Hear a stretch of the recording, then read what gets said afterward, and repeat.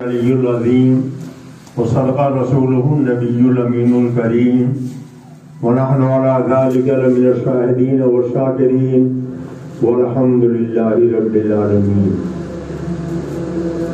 امام اہل سنن فخر زمین و زمن مجدد اعتمادیہ مؤید ملت طاہرہ آیت من آیات اللہ سرکار اعلیٰ حضرت امام محمد رضا فاضل بریلوی رضی اللہ تعالیٰ عنہ فرماتے ہیں، چمک تجھ سے پاتے ہیں سب پانے والے۔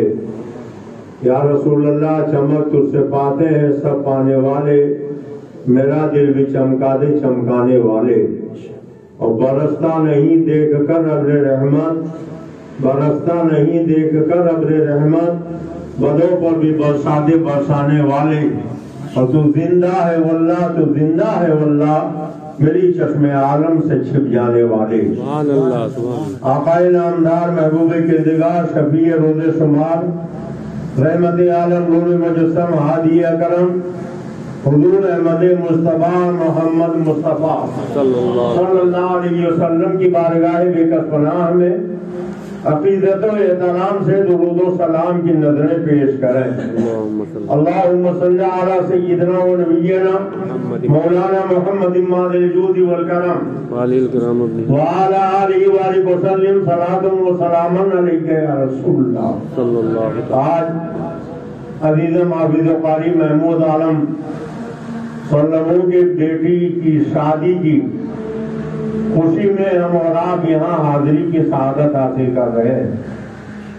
پروردگار عالم اپنے پیارے محبوب کے صدقے میں اس ہونے والی شادی کو خانہ آبادی بنائے، زوجین میں محبت پیدا کرے اور دونوں خاندانوں میں ہمیشہ ہمیش کے لیے محبت و الفت کا سلسلہ قائم رہے۔ اور اس بچوں کے ذریعے جو بھی نسل آئے وہ اسلام و سنیت اور مسلک اعلیٰ حضرت کی زیادہ سے زیادہ خدمت انجام دے۔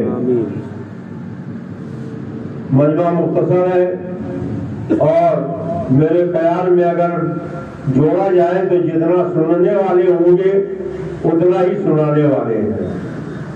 بہرحال آپ بیٹھے ہیں، سردی سے بات پر ہے، اللہ تعالیٰ آپ کی حاضری کو قبول فرمائے۔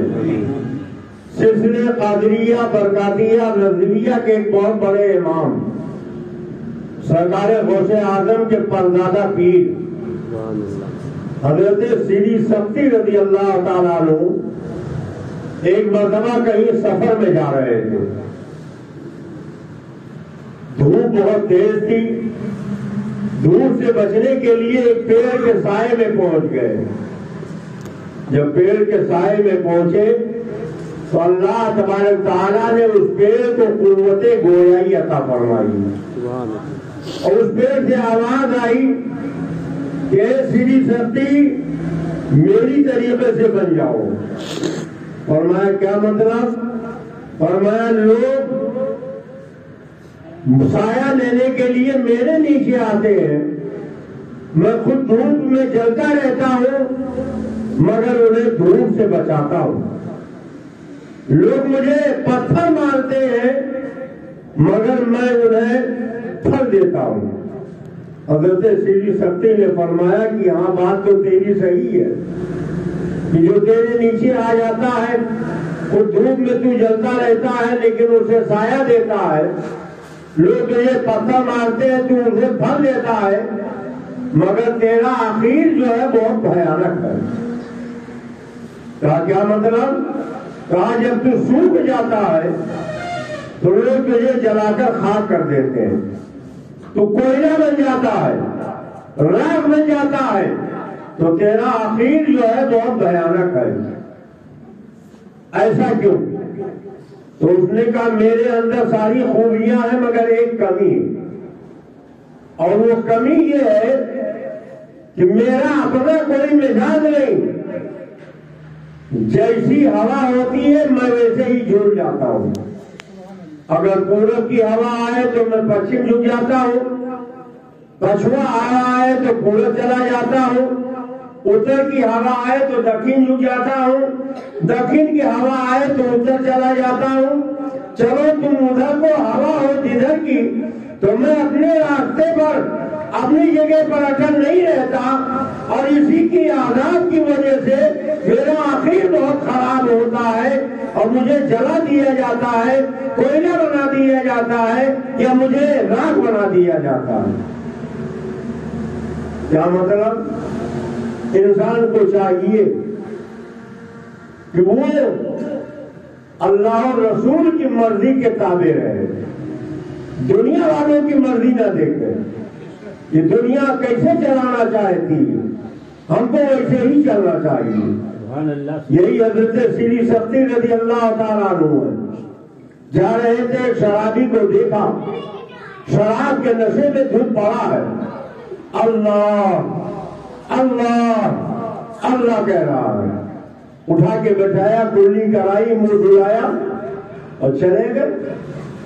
جب اسے ہوش آیا تو انہوں نے کہا کہ اے لوگوں، میں تو شراب کے نشے میں تھا، میرا منہ کس نے دھلایا، کلی کس نے کرائی، میرا منہ کس نے پاک کیا؟ کہا غوث پاک کے دادا پیر حضرت سری سختی نے تیرا منہ پاک کیا، انہوں نے کلی کرائی ہے، انہوں نے تیرا منہ دھلایا ہے۔ اور جب یہ سنا تو کانپ اٹھا، اتنے بڑے ولی نے میرا منہ پاک کیا، اب میں شراب کے قریب نہیں جاؤں گا۔ سارے گناہوں سے اس نے توبہ کیا، اور رات کا پچھلا پہر آیا تو مسجد میں نماز پڑھنے کے لیے پہنچ گیا، اور جب مسجد میں پہنچا، حضرت سری سختی بھی پہنچے تو دیکھا وہی شرابی جو شراب کے نشے میں دھن سڑک کے کنارے پڑا تھا، وہ نمازی بن کے نہا دھو کے مسجد میں آ گیا ہے۔ حضرت سری سختی نے کہا مولا یہ تو شرابی تھا، نمازی کیسے بن گیا؟ تو جواب ملا ہے سری سختی، تمہاری غیرت کو یہ گوارا نہ ہوا، یہ ناپاک منہ سے میرا پاک نام ہے، تو میری شان رحمت کو بھی یہ گوارا نہ ہوا کہ جس کا منہ تم نے پاک کر دیا دوبارہ ناپاک ہو۔ تم نے میری محبت میں اس کا منہ پاک کیا تھا، میں نے تمہاری محبت میں اس کا دل پاک کر دیا۔ حضرت سری سختی نے وہ شرابی سے پوچھا میاں تم تو شرابی تھے، نمازی کیسے بن گئے؟ تو اس نے مسکرا کے کہا حضور والا، جب میرے پروردگار نے آپ کو سب کچھ بتا دیا تو آپ مجھ سے کیوں پوچھ رہے ہیں؟ آپ ذرا سوچیں، شرابی تھا، زندگی پاک میں گزری تھی، مگر سچے دل سے ایک مرتبہ توبہ کیا، اسے یہ مقام مل گیا کہ ایک ولی اور خدا میں جو واضح نیاز و نیاز ہو رہا ہے اسے پتا چل رہا ہے۔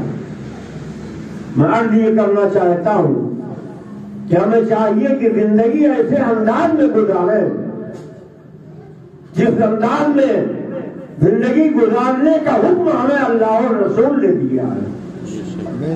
اللہ کے رسول فرماتے ہیں لوگ شادیاں کرتے ہیں، تین چیزیں دیکھتے ہیں، مال دیکھتے ہیں، خاندان دیکھتے ہیں، حسن دیکھتے ہیں۔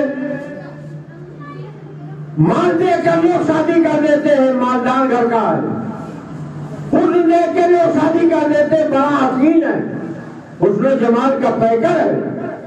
خاندان دیکھ کے لوگ شادی کر دیتے ہیں، بڑے اچھے خاندان کا ہے، مگر آقا کریم فرماتے ہیں کہ تم سب سے پہلے دین دیکھ لیا کرو، جس کے ساتھ رشتہ کر رہے ہو وہ سنی صحیح العقیدہ دیندار ہے کہ نہیں۔ خاندان بعد میں دیکھنا، مال بعد میں دیکھنا، حسن بعد میں دیکھنا، پہلے دین دیکھ لینا۔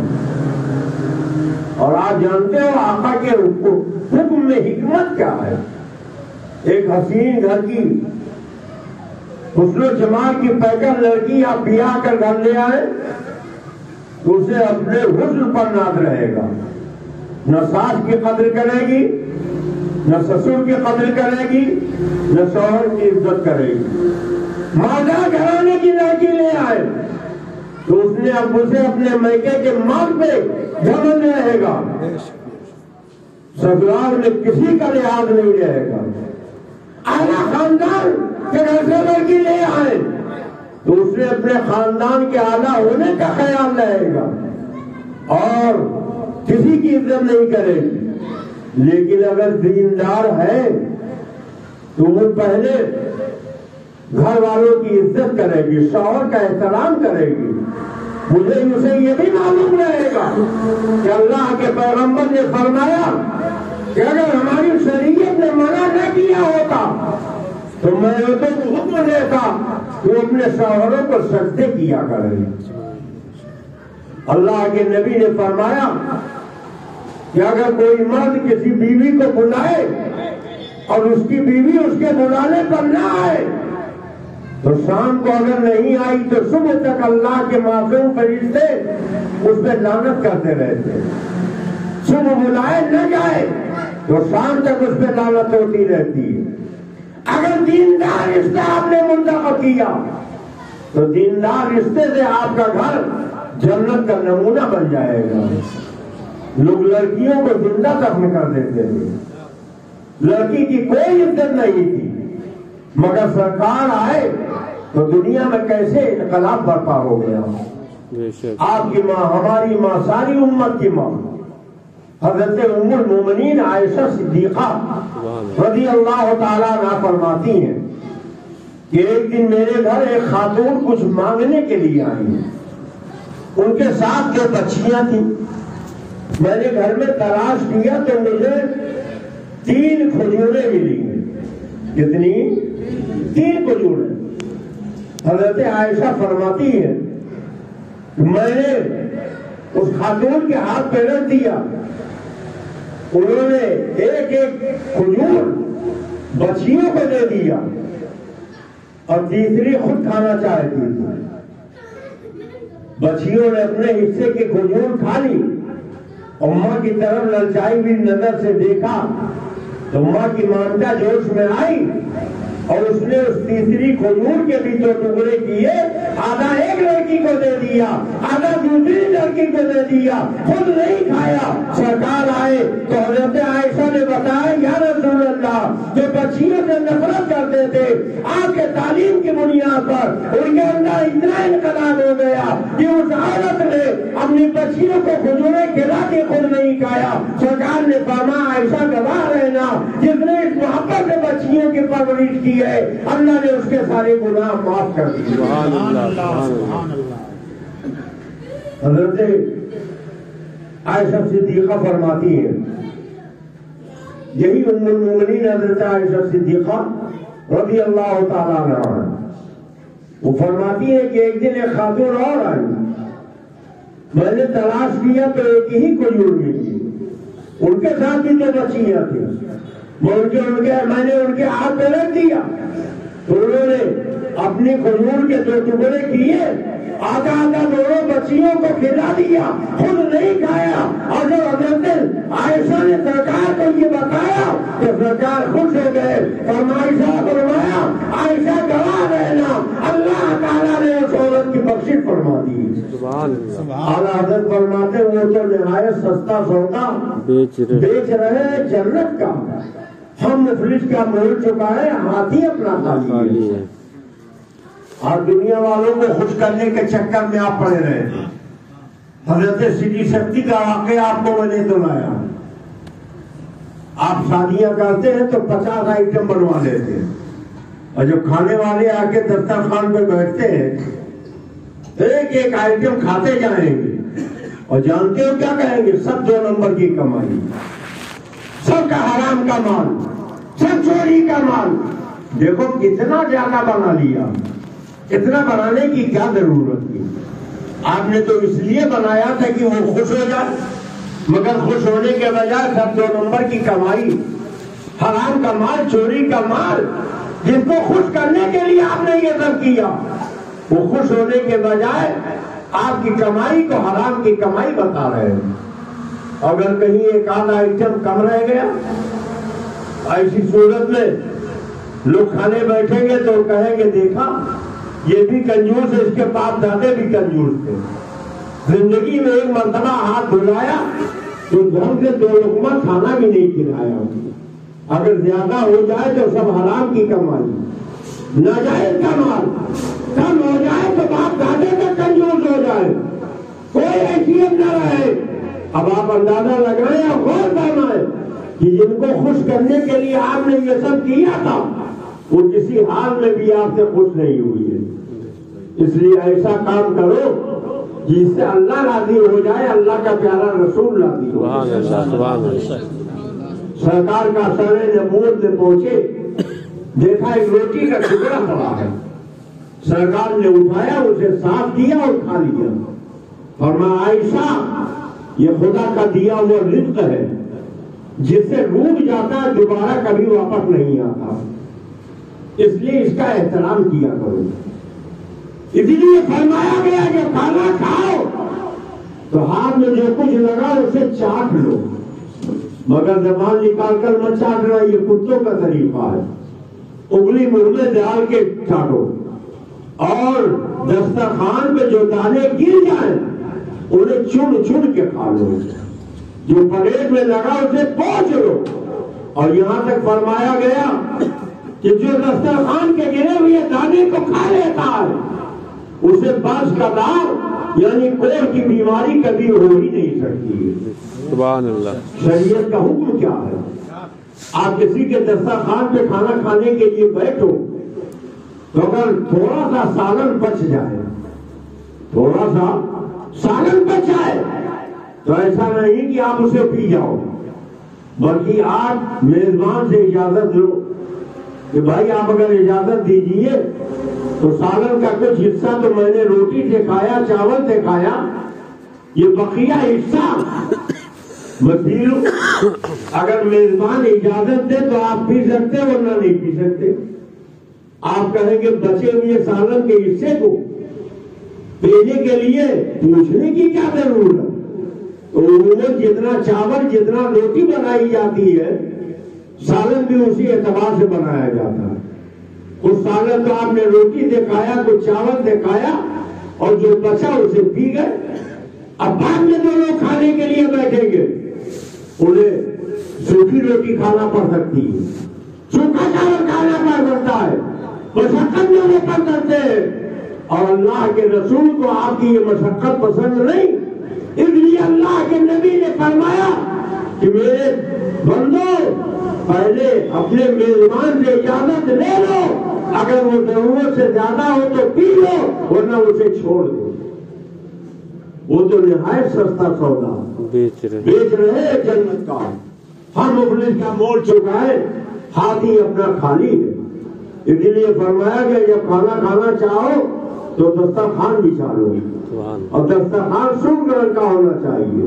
جو کھانے کے دانے دسترخوان پہ گر جائیں انہیں چن چن کے کھا لو.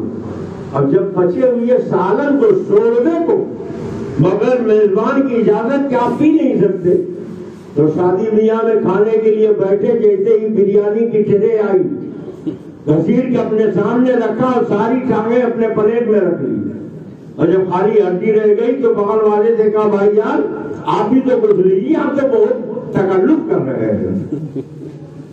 کیا یہی طریقہ اسلامی طریقہ ہے؟ آدھا کھاتے آدھا دسترخوان پہ پھینک دیتے ہیں. یاد رکھو قرآن میں اللہ نے فرمایا کھاؤ پیو مگر فضول خرچی مت کرو. یہ فضول خرچی حرام ہے. تو شادیوں میں ان باتوں کا لحاظ رکھنا چاہیے. یہ رجب شریف کا مہینہ ہے, ہمارے آپ کے آقا و مولا کو اس ماہ مبارک کی 27ویں شب میں معراج ہوئی. معراج اللہ کے پیارے رسول صلی اللہ علیہ وسلم کو ہوئی. کسی کہنے والے نے بڑے اچھے انداز میں کہا قرب موسیٰ اور ہے, معراج مولا اور ہے, خود سے جانا اور ہے, رب کا بلانا اور ہے. دونوں نے دیکھا مگر موسیٰ نے کچھ مولا نے کچھ, دونوں نے دیکھا مگر موسیٰ نے کچھ مولا نے کچھ. ذات باری اور ہے, باقی تجلی اور ہے. ذات باری اور ہے, باقی تجلی اور ہے. اور کرنا ہوں گے نعت کے مضمون ہے آخر کبھی منہ سے کیا کیا کہہ چکا ہوں، دل میں کیا کیا اور ہے، منہ سے کیا کیا کہہ چکا ہوں، دل میں کیا کیا اور ہے۔ لوگ کہتے ہیں معراج میں سرکار گئے تو آسمان میں کوئی دروازہ نہیں، کوئی کھڑکی نہیں، کیسے گزر گئے؟ بیچ میں قرے نار ہے، قرے زمانیر ہے، اس سے کیسے گزر گئے؟ ایک شاعر نے بہت اچھے انداز میں اس کو حل کیا ہے، حضور اس طرح گزرے گنبدِ مینائے گردوں سے، حضور اس طرح گزرے گنبدِ مینائے گردوں سے، نظر جیسے گزر جاتی ہو شیشے سے بآسانی، نظر جیسے گزر جاتی ہو شیشے سے بآسانی، اور سراپا جس میں انور تھا منور اور نورانی، سراپا جس میں انور تھا منور اور نورانی، تو پھر کیا پیدا ہے معراج روحانی کی جسمانی؟ جب سرکار کا جسم پاک روحانی تھا، نورانی تھا، تو اس میں روحانی اور جسمانی معراج کے جھگڑا ہی کس بات کا ہے؟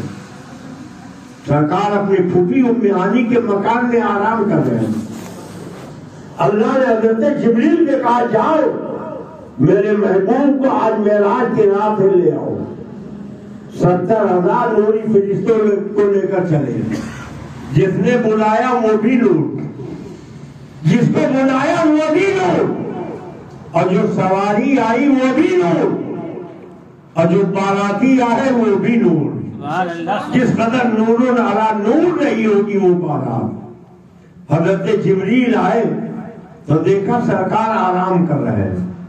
اس موقع پر میرے اعلیٰ حضرت کے دو شعر سنو۔ اعلیٰ حضرت کہتے ہیں تبارک اللہ یہ شان تیری تجھی کو زیبا ہے بے نیازی، تبارک اللہ یہ شان تیری تجھی کو زیبا ہے بے نیازی، کہیں تو وہ جوش رنترانی، کہیں تقاضے میں سال کے تھے، اور یہی سماتا کی پیک رحمہ خبر یہ لایا کہ چلیے حضرت تمہاری خاطر کشادہ ہے جو سلیم پر بند رکھتے تھے۔ سبحان اللہ۔ حضرت جبریل سوچ رہے اگر جگاتا ہوں تو ادب کے خلاف ہوتا، اگر نہیں جگاتا ہوں تو حکم الہی کی تعمیل میں دیری ہوتی۔ پھر یاد آیا کہ اللہ نے آنکھیں کافور کی دی تھی، اپنی کافوری نگاہوں کو تلوے مصطفیٰ میں مر دیا، آقا نے آنکھیں کھول دی۔ جبریل کیسے آئے؟ عرض کیا مولا آپ کا انتظار کر رہا ہے، آج معراج کی رات ہے، سرکار چلے۔ آج بدعقیدہ کہتا ہے کہ دیکھو اگر حضور کو غیب کا علم تھا تو نہا دھو کے پہلے ہی سے تیار رہتے، یہ جبریل کو مشقت کیوں اٹھانی پڑی؟ تو وہ یہ بھی جانتے تھے لوگ کہیں گے انہیں غیب کا علم نہیں، وہ ہماری طرح معمولی بشر، تو آنکھیں بند کیے لیٹے رہے تاکہ جبریل اپنی کافوری نگاہیں تلوے مصطفیٰ سے مل دے اور دنیا قیامت تک کے لیے جان جائے کہ نبی بشر ہیں مگر ایسے بشر ہیں کہ جبریل جیسے ملک مقرب ان کے کافوری اپنی کافوری نگاہوں سے ان کے تلوے کو بوسہ دے رہے ہیں۔ اور جب سرکار چلے تو بخاری شریف میں ایک روایت خاص طور سے بیان کی گئی کہ مررت بقبر موسیٰ، میں موسیٰ کے قبر کے قریب سے گزرا، دیکھا وہ اپنے قبر میں کھڑے اور نماز پڑھ رہے۔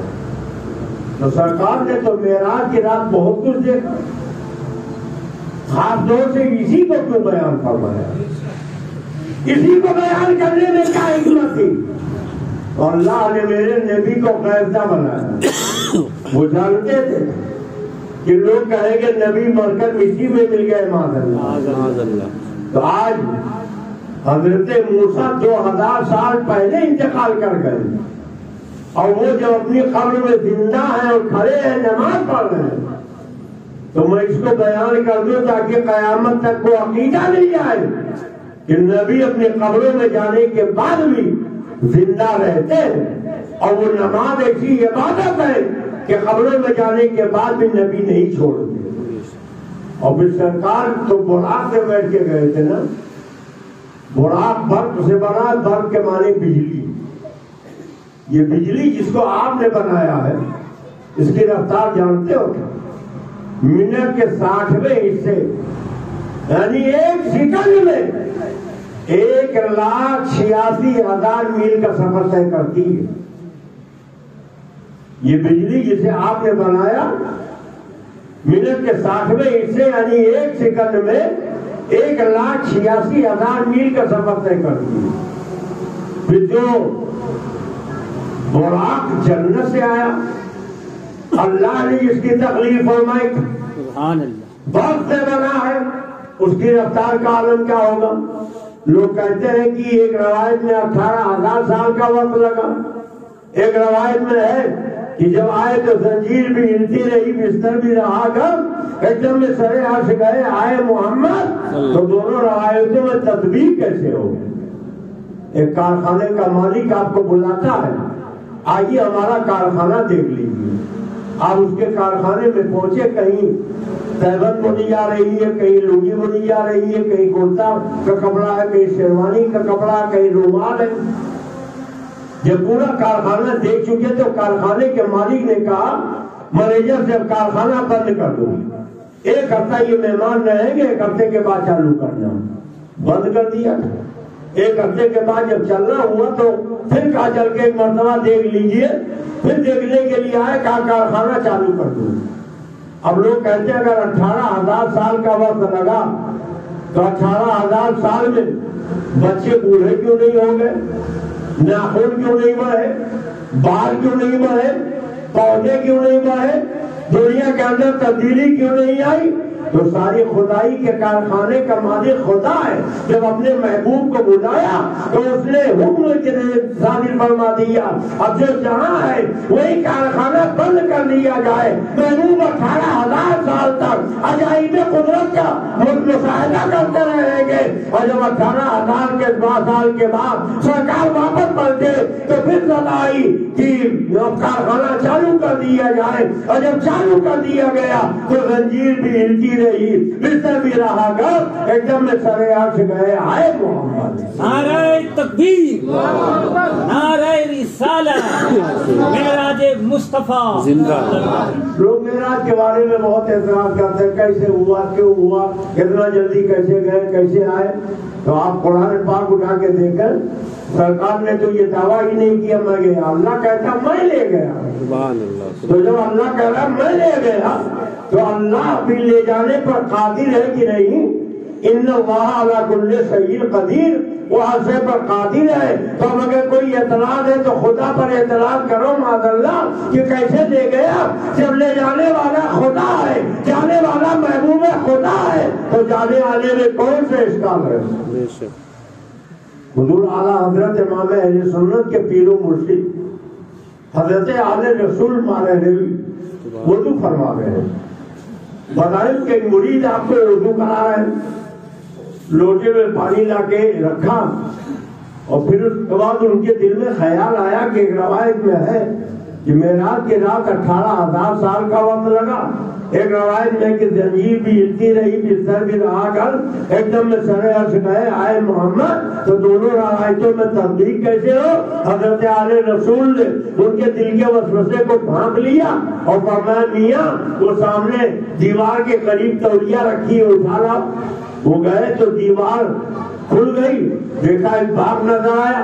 باغ میں پہنچے تو ایک نہر دکھائی دیا، نہر میں پہنچے تو ڈبکی لگائی، اور جب ڈبکی لگائی تو پھر دیکھا نہ تو کمرہ ہے نہ کمرے میں تولیہ ہے، بلکہ ایک شہر میں موجود ہے. 20 سال تک وہاں رہ گئے. اللہ نے ایک درجن انہیں اولاد عطا فرمائی، اور 20 سال کے بعد ایک دن انہیں آواز سنائی دی، پیر و مرشد کہہ رہے تولیہ جلدی لاؤ. اب وہ تولیہ لے کر جب واپس پلٹے تو دیکھا حضرت اعلی رسول وضو کر چکے ہیں اور اعضائے وضو سے پانی ٹپک رہا ہے. اب انہیں تعجب ہو گیا سمجھنے پا گئے کہ ابھی تو مجھے 20 سال کا عرصہ لگ گیا، 1 درجن اولاد اللہ نے مجھے دے دی، اور یہاں تو وضو کا پانی ہی ٹپک رہا ہے۔ حضرت آل رسول مسکرائے، فرمایا اب تو معراج کا واقعہ سمجھ میں آ گیا۔ کہا حضور بالکل سمجھ میں آ گیا، جب معراج کے آل رسول کا یہ حال ہے تو مدینے کے رسول کا کیا حال ہوگا؟